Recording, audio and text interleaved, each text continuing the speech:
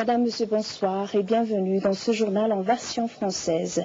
Commençons par la politique. La société civile poursuit ses efforts de médiation avec le soutien de la communauté internationale.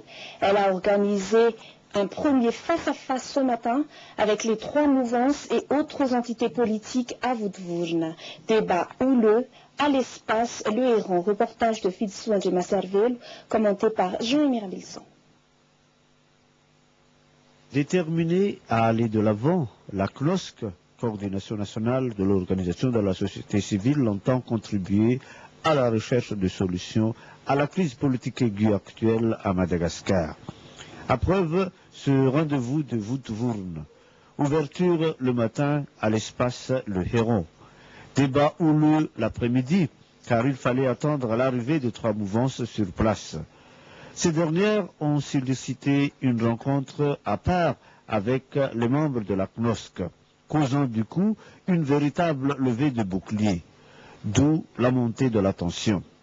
Présence à ce rendez-vous de la SADC, du groupe international de contact et d'autres diplomates qui ont reconnu la gravité de la situation qui prévaut actuellement, illustrée par une réelle divergence de point de vue. Le porte-parole de la SADC a toutefois encouragé les uns et les autres à se rapprocher au nom de la médiation. Quant au président de la haute autorité de la transition, il suit de très près ce rendez-vous de Woodvourne. À preuve, cette lettre envoyée à la CNOSC. Je suis déterminé à mettre un terme le plus tôt possible à la transition afin d'accélérer l'avènement de la 4e République auquel le peuple malgache aspire profondément.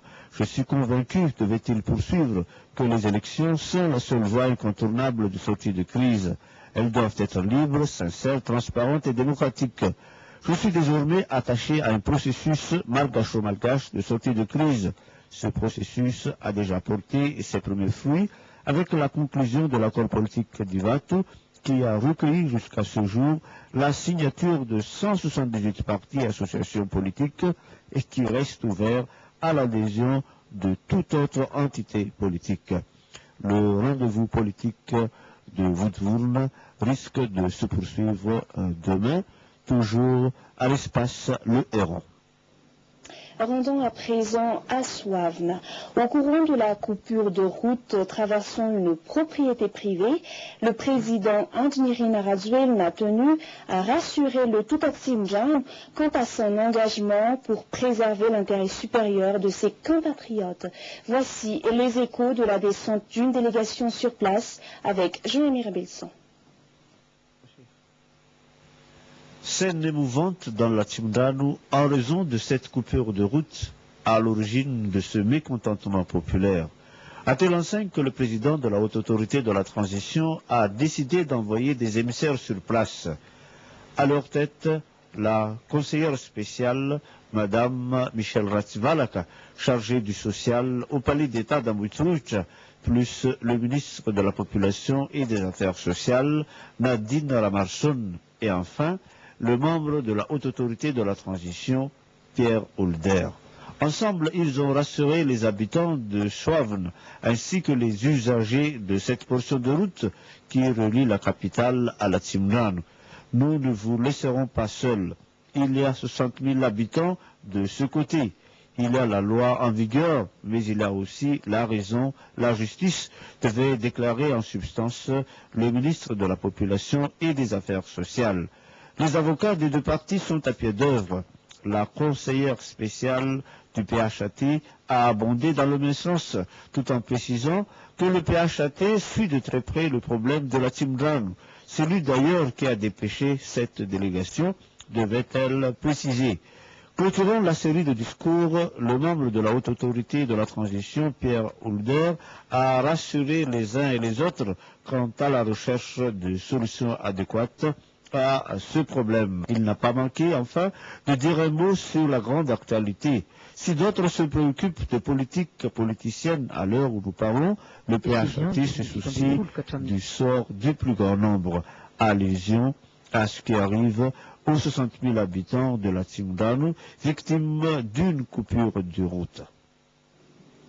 La mise en place d'une bonne coordination entre le ministère des Affaires étrangères et les autres départements techniques, l'adaptation de l'économie touristique aux réalités professionnelles, programmer une campagne de suivi du processus électoral et la participation des élèves issus des 22 régions de Madagascar aux Jeux nationaux du sport scolaire dans la région Sofia du 30 août au 7 septembre 2010.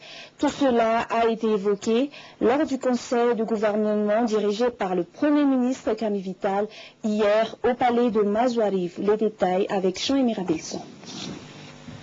4 communications au conseil de gouvernement d'hier au palais d'État de Mazouarive. D'abord, celle du ministère des Affaires étrangères. Mise en place d'une bonne coordination entre le ministère des Affaires étrangères et les autres départements techniques, ce afin de permettre au ministère des Affaires étrangères de mettre en œuvre une politique étrangère cohérente et une diplomatie efficace dans le but de contribuer au développement socio-économique de Madagascar et assurer le bon fonctionnement des institutions malgaches. Ministère du Tourisme et de l'Artisanat, dans le cadre de la haute saison touristique 2010, le ministère du Tourisme et de l'Artisanat ambitionne d'adapter l'économie touristique aux réalités professionnelles. Ainsi, face aux entraves de l'insécurité, il est nécessaire de procéder à l'amélioration et au renforcement de la sécurité dans les axes routiers et zones touristiques, en collaboration avec toutes les entités concernées. Un comité interministériel sera créé pour accompagner cette nécessité de faire face à l'insécurité actuelle dans certains points chauds. Ministère de la Communication, comme annoncé dans sa feuille de route, le ministère de la Communication programme une campagne de suivi du processus électoral. Pour ce faire, toutes les directions régionales et directions techniques au sein de ce département mettront en œuvre différentes activités avant, durant et après les élections.